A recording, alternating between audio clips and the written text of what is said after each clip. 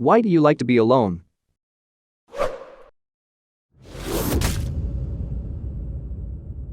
I can be myself. I never know which version of myself I am when I have to socialize. I always feel terrible afterwards and scrutinize what I said or did.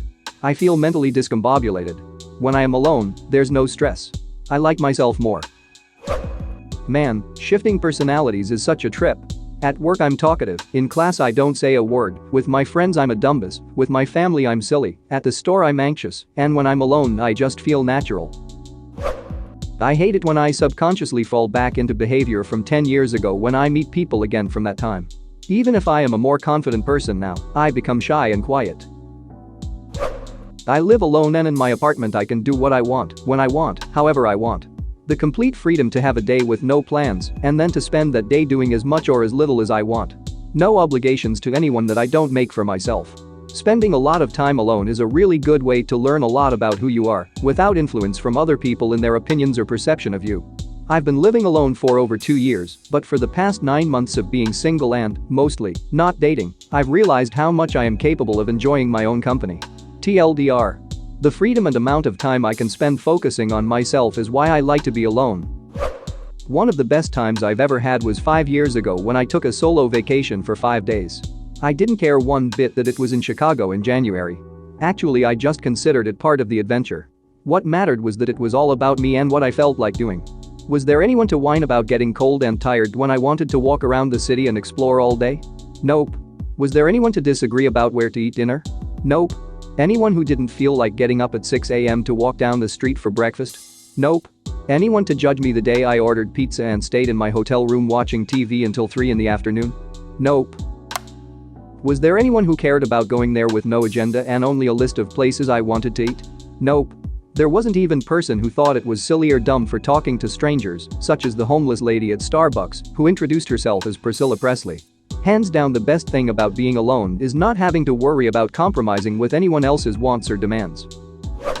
I can totally relate. I took a solo vacation to Seattle back in 2018, and it's the best trip I've ever gone on for these exact reasons. I've basically only traveled solo for the last decade, and this is exactly it.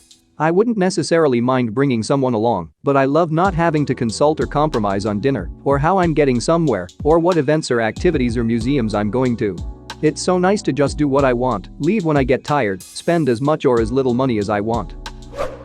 I 100% agree with this and fondly reminisce on my trips like this, but coupled with this amazing freedom is a tinge of sadness and loneliness. My mind would continually wander to other people and how it would be fun to share these experiences. In my opinion, it is nice to be alone every now and then, as it is allowing you to self-reflect and enjoy some quality time with yourself. However, in a more permanent level, I have seen it wrecking my mood and leading me to a state close to depression. Balance does the trick for me. I agree with this. Too much thinking solitude can get me in a solemn mood. The most emotionally confused I've ever been is being exhausted of social interaction, but also hopelessly lonely and terrified of solitude. What the hell do you want, brain? Solitude is definitely an enticing danger and something to be enjoyed in moderation for most people. Solitude is comforting when I'm alone. I don't have to be scared to be myself, and I don't have to pretend I'm feeling fine all the time.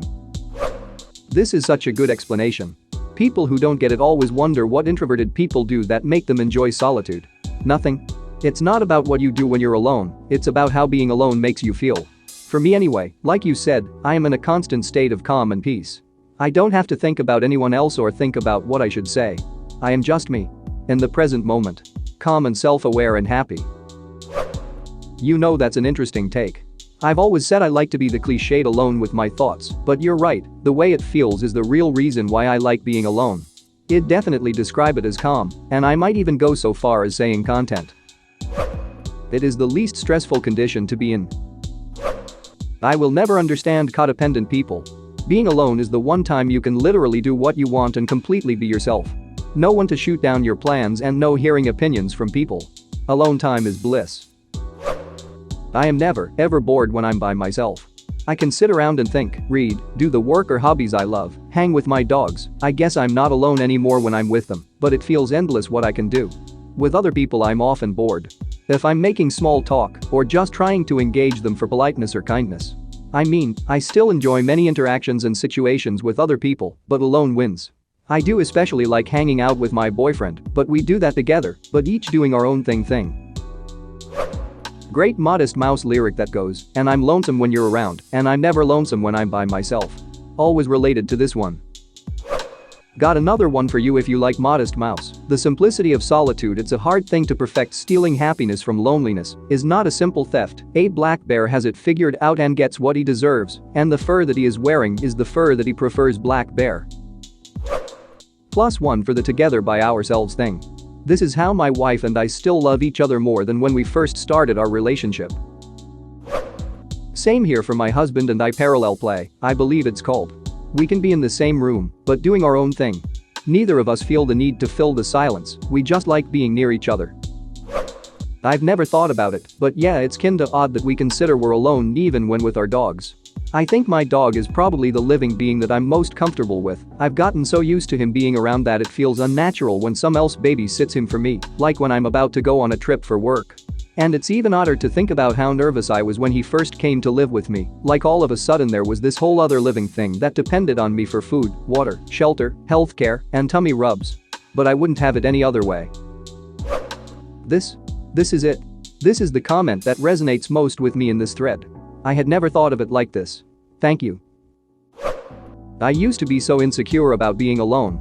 I was in relationships from 18 to 25, and even when I was single I had a companion I would spend all my time with. I couldn't imagine being alone and thought I would be a loser if someone wasn't in love with me. Insecure as hell. My last relationship ended really badly, partly his fault, probably mostly mine. I just went into a depression and stayed in bed for months, then as I emerged I realized I'm actually enjoying being on my own. Sure, it's nice having someone to talk about everything with, but it's so much easier, so just do the things you actually enjoy. Maybe I'm too alone now, but damn, it's fucking nice being a lazy asshole, fucking nice adopting cats like I always wanted to, gaming and watching what I want, not feeling pressured to have a big social life. When I'm bundled with anxiety I refuse to start dating again, till I'm like minimum 30. And even then I don't think I want the crazy idea of feeling love. I want someone I actually get along with and can trust without any doubts. I want someone I actually get along with and can trust without any doubts. That's pretty much what love is, you know. Too many people mistake intensity of emotion for truth. The reality is much simpler, but also much more satisfying to live with. Source: old, for Reddit, anyway. Love, real, deep, lasting love is a lot quieter, calmer, and less dramatic than you see on TV. It's based on mutual respect, understanding, and honest communication. Love isn't about big romantic grand gestures, although they can be nice sometimes, or passionate kiss and make up fights. Love is knowing how they take their coffee, appreciating the way their eyes light up when they laugh or how they rub their forehead when they're working out a problem. It's about noticing small chances and asking about it to show that you're concerned and you care. My fiancé and I were never huge into PDA, we barely even held hands in public, but everyone could tell by how we looked and talked that we were 100% devoted to each other. Hit the bell for notifications so you never miss a video. Like, comment and subscribe if you're new here. More great Reddit content coming soon.